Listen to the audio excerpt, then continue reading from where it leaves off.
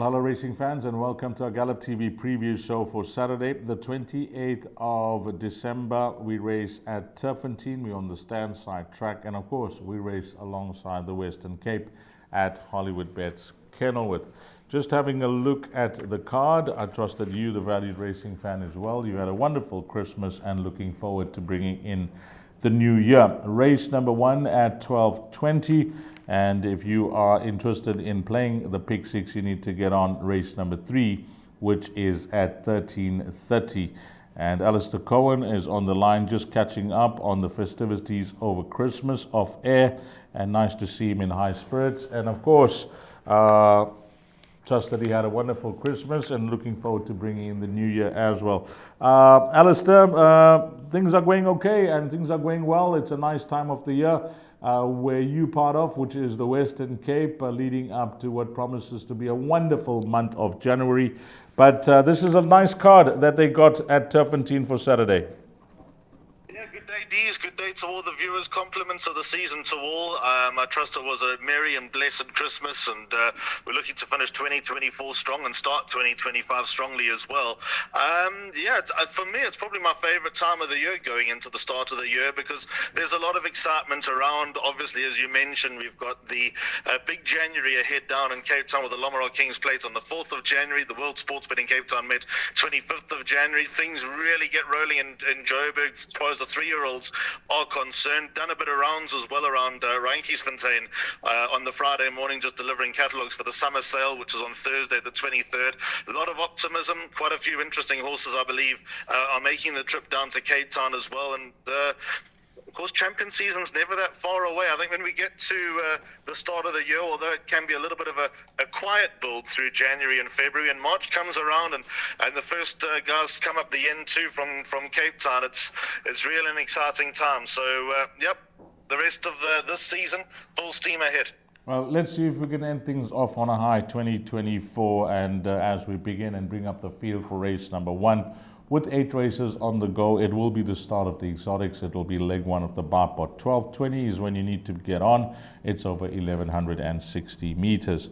So, number 2, Money, Green Sapphire. That's shortened into 7-10. Terry and Pierre Stratum.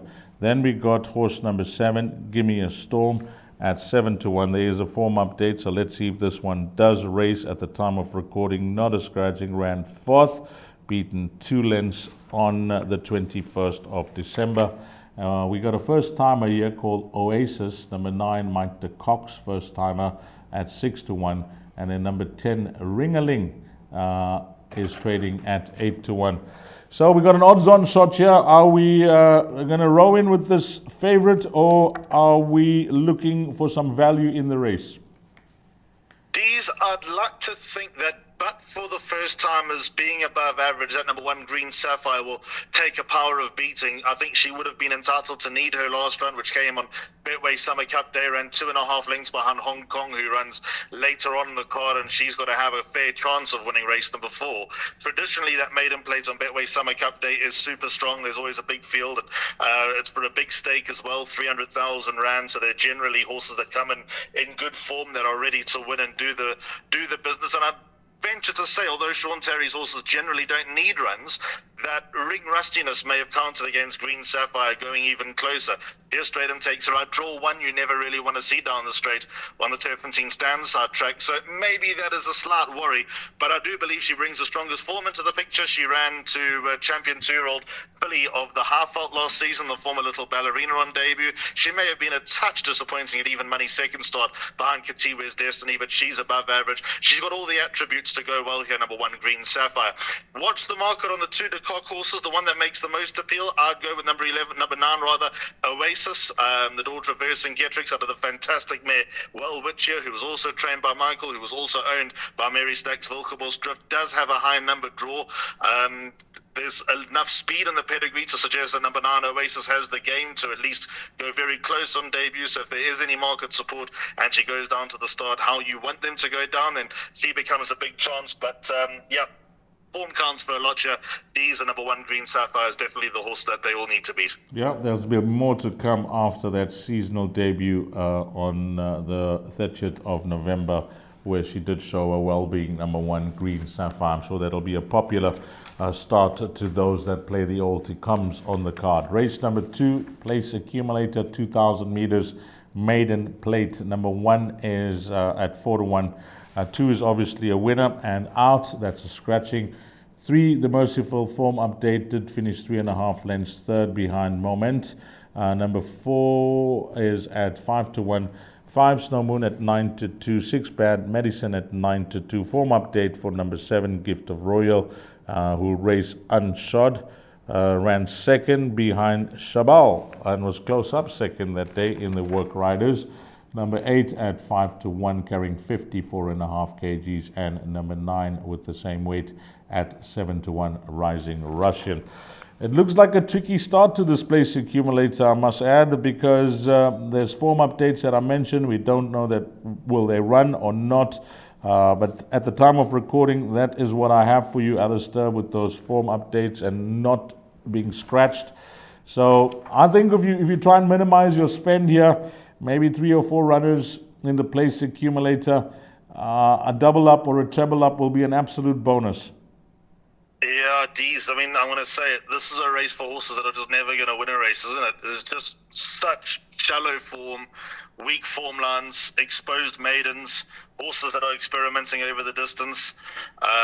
Very, very hard to get a gauge. The Place Accumulator is my suggested bet, which we'll bring up at the end of the show. And this is the race that I've gone widest. I've gone with 4 runners, 3, 6, 7, and 9. And am I particularly comfortable? The answer is no. Anyway, let's start with number 3 on the card, the Merciful, who just looks like he's ready to win.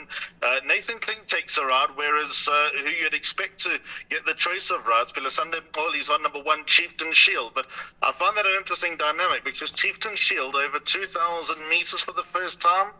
The Merciful proven over, well, when I say proven over this distance, has at least run a place over this distance and has got draw 1. So, look, there's a lot of thinking you need to do in this race. So I've gone in with number 3, the Merciful, just because he's banging on the door and looks the horse that's most ready, despite the fact he's a 16-start maiden and he is badly exposed. Number 6, Bad Medicine, also trying this trip for the first time. His last run was his best over 1,800 meters, so I see no doubts with him stepping up in distance, even though the pedigree doesn't suggest that there's a 2,000-meter horse. I think Serrano's an above-average horse. The horse who beat him last time out, Rachel Venica, takes the 1.5 off. That's always valuable. Third run after a rest, I've got time for number 6, Bad Medicine. You're right about number 7, Gift of Royal. Good run on Christmas Eve when finishing second in the Work Riders Maiden. Did look like he was making up ground. The strength of the form, who knows, likely to not be all that pretty, but at least he comes in fit. There has been a lot of rain around. After chatting to some of the Randjiesfontein trainers, no one from Randjiesfontein is coming in here 100% match fit. So the run under the belt's going to do a lot of good for number 7, Gift of Royal. And then I've got number 9, Rising Russian. Caden Brewer takes her out for Robbie Sage. That's what swung me towards number 9, Rising Russian, because I had a look at both Sage runners, and I've got a lot of respect for number 8, Popular Park. At least she's lightly raced and has got reasonable form lines. But Brewer's gone with number 9, Rising Russian here. So maybe that's the right one on this particular occasion. So a lot of horses you need. Some horses that have done damage to my bank account in this race in the form are number 4, Yo Jimbo is in here, and even number 10, Luna Rainbow, who I gave a chance at her last start. So I'm a little bit sour with those horses, but a very, very complex start to the Place Accumulator, the hardest race on the day. Well, the more I have a look at the race while you were giving your thoughts on each runner that you possibly think could feature, the more I'm in the camp of the Merciful. If this horse takes its place, I know 5-year-old soldiering on in the maiden ranks, but if he takes his place a week later after, reeling off, 4 places on the bounce, stays well, draw 1, so 8-1 looks an attractive price there in a very shallow field. Race number 2. Race number 3 will kick off the pick 6. It's over 1,400 meters. It's an open handicap for 3-year-olds, and this is how they got them up in the field, and of course the betting. Number 1, Grey Jet, that's now been backed into 9-10. Number 2, Zip Code at 8-1. Number 3 is at 5-1. Number 4, Potberry, is at 8-1. And then we got a scratching now of number 6, so there may be slight adjustments to the betting I've read out, because that was 8-1 at the time of recording. 7, Ombudsman at 6-1, and 8, Lava Fire is at 8-1. Is there a banker here in leg 1 of the pick 6, or are we going to be nervously hoping that the horse arrives, or are you confident that we'll get through with the 9 to 10 shot here, number 1? D's confidence. I'm still prepared to take 9 to 10 about number 1, Grey Jet. I was at Turffontein when he had his last start, went second to Shotanada. That was the day that Heather's boy beat Guy Gibson. It was the first time I had a look at Grey Jet. Lovely horse, got all the attributes, draw 1, same course and distance. The money's there, doesn't surprise me. I know he's got to give weight away, but he's seriously progressive. He's got a lot to come. I like what I saw. I think he'll take all the beating. I think the only horse that might pose a little bit of a threat is number 7, Ombudsman. Not because I think he's a better horse, but in receipt of 6.5 kilos, Sereno Mudley takes it right. I was mildly encouraged with his last run where he stayed on behind Let's Play Poker. But is that enough to beat number 1, Grey Jet? I have my doubts. I think that Grey Jet is feature race material. Maybe not grade 1 material, unlikely he's grade 1 material, certainly not in the population that he's part of, because there's some seriously good 3-year-olds around, but it wouldn't surprise me to see him line up in some nice features in the coming months, and I think this is a stepping stone in the right direction. I think they found the right race. This 3-year-old open handicap takes on like for like age horses, and I think that he'll be a very, very, very hard horse to beat. I expect him to win, D's. Well, we like it. We like it a lot after those comments. Number 1, Grey Jet. Thanks to Alistair for giving us that confidence. If you were on the fence, you were umming and eyeing, you don't know what to do here in leg number 1. Well, you got the green light from Alistair Cohen. Number 1, Grey Jet. All in. Leg 1 of that pick 6. Race number 4, 1400 meters. It's fillies and mares, and it's a meritorious 88 handicap, which is a B division class. And this race, well, there's some form to work around. I found a horse here that's 12 to 1 that's definitely going to go in. I'm going to try and twist Alistair Cohen's arm if he hasn't included this for the pick 6. Number 1 at 11 to 2, horse number 2 at 4 to 1.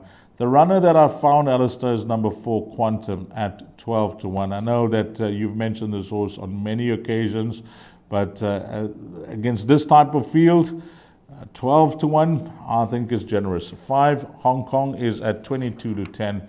And then number 8, Destiny of Fire, who got a very low weight of 52.5. She's attracted some good anti-post support from 2 to 1 into 16 to 10. What do you think of this horse Quantum at 12 to 1, Alistair?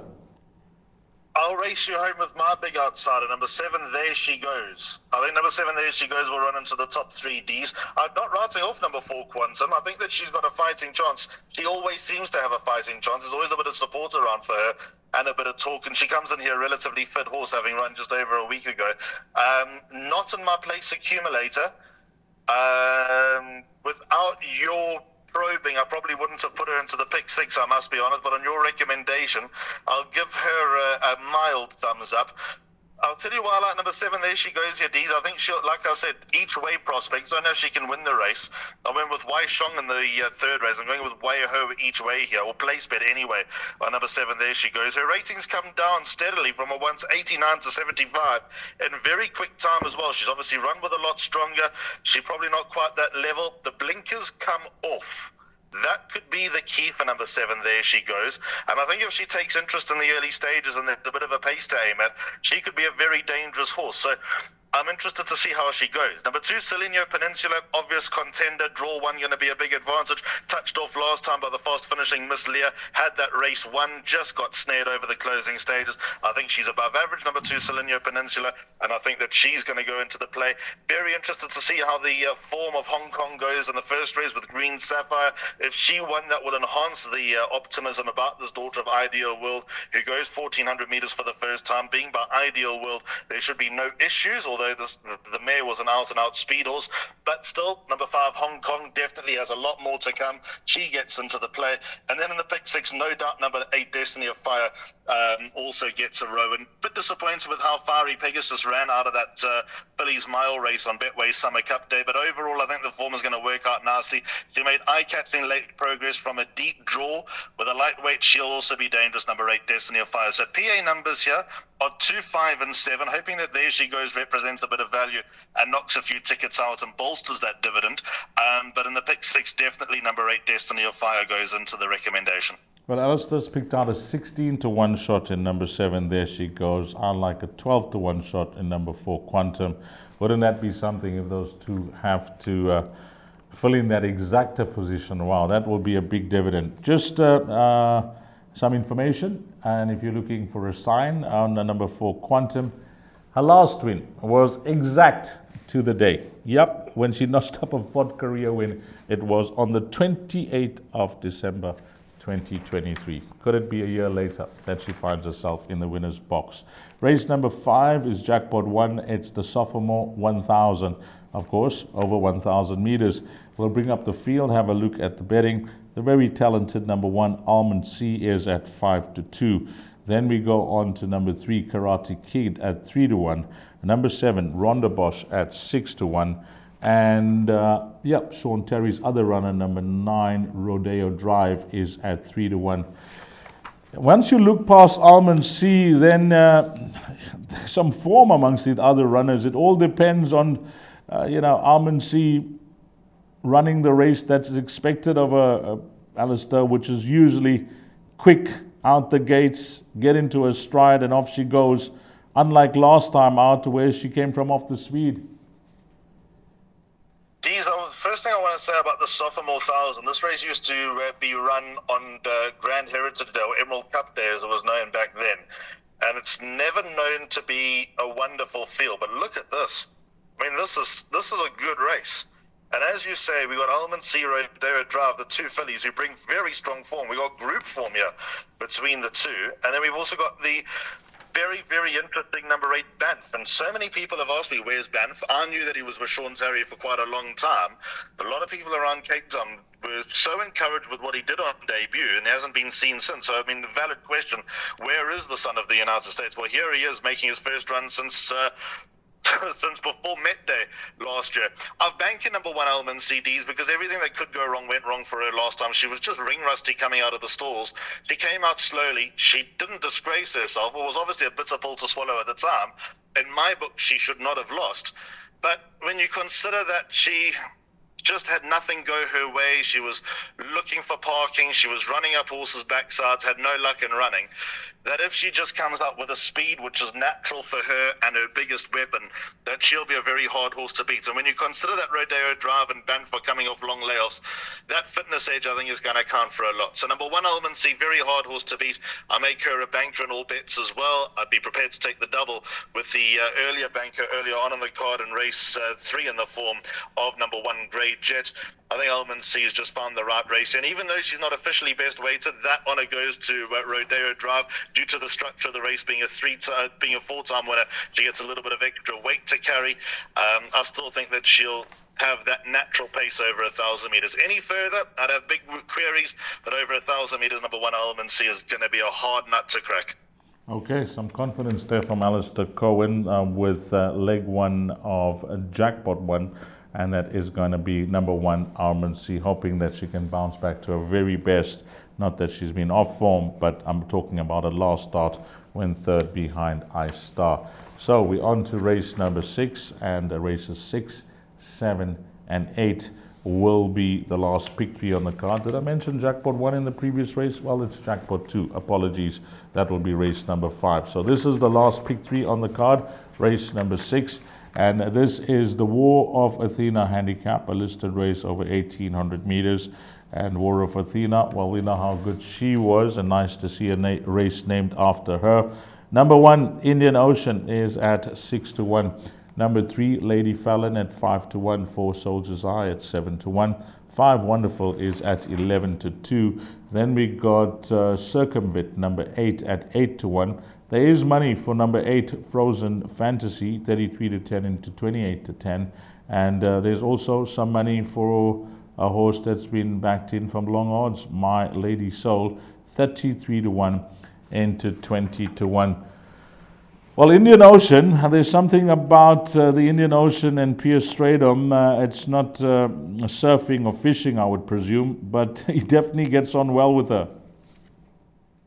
Yeah, Dees, I mean, her win not so long ago when shouldering 64.5 at the Vaal was simply brilliant. And then she went in a couple of months later and did things the complete opposite way and was still able to win. So how's that for versatility, and how's that for a jockey getting a tune out of a horse? 3 from 3, Striker and Indian Ocean. And I was with owner Mano Pandaram on Friday morning as well. Didn't say anything about Indian Ocean, but that's a shrewd man. He knows what's up, and I'm sure that this race, although he's kept his options open with Indian Ocean, nominating her in as many races as possible, this is not a bad landing spot for her, and she's definitely capable of shouldering the heavyweight to victory. She's a big runner. She's a big player in this 4 racing War of Athena handicap over 1,800 meters. Number 2, My Soulmate, bit of outside support. D's, she'll run a big race. She was no 33 to 1 shot. She was just on the heels of Gimme Another and Francis Ethel and beating Wings and Silver Sanctuary as a 3-year-old. And although her 4-year-old campaign has not gone according to plan, that's just due to the fact that she's not jumping on terms. If she jumps on terms, she'll be a massive chance, number 2, My Soulmate, because deep down I believe she's as good, if not better, than every other horse in this race. So don't let her run loose at her price, number 2, My Soulmate. And then I've got number 7, Little Mary Sunshine, in my place accumulator as well. That might seem a bit speculative, but I also think that off the weight, 53.5, that she's definitely good enough to give things a shake. She's moody, she's enigmatic, she doesn't do things the easy way. Keratila Kacheri's back on board for Michael de Kock. I think this daughter of Silvana has got the capabilities of at least featuring in a race of this nature. So she's an outside selection, a speculative selection, but she's an inclusion all the same. Number 3, Lady Fallon, over this distance. I have my reservations. 4 Soldiers Eye, very, very unlucky not to have won the Syringa, what was known as the Syringa, now known as the Phillies Mile, or rather the Summer Pudding handicap now.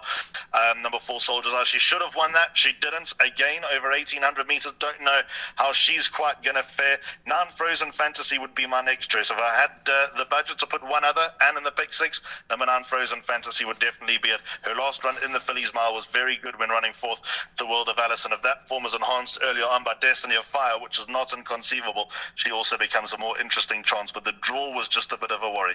Okay, and then the last feature on the day comes up in race number 7, Betway Labello Sprint Group 3, 1,000 meters. It's for a stake of 250,000.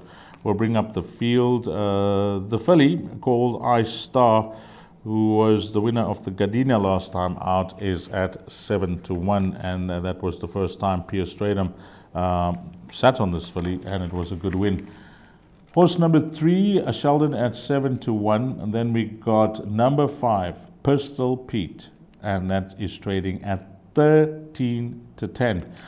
We move along to number 7, Danton from Stanton at 8 to 1, 8, Taxi to the Moon at 4 to 1, and 9, Nettleton, the mare, she is trading at 11 to 2.